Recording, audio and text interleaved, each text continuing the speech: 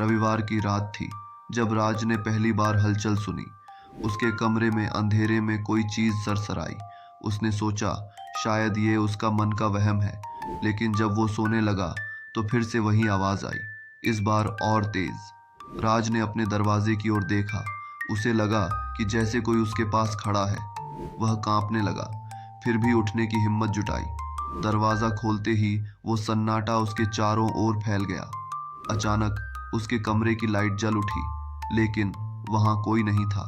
उसने खुद को समझाया ये सब उसकी कल्पना है, लेकिन जैसे ही उसने अपनी आंखें बंद की, फिर से वही सरसराहट शुरू हो गई। अब वो जानता था कि ये कोई अदृश्य शक्ति है।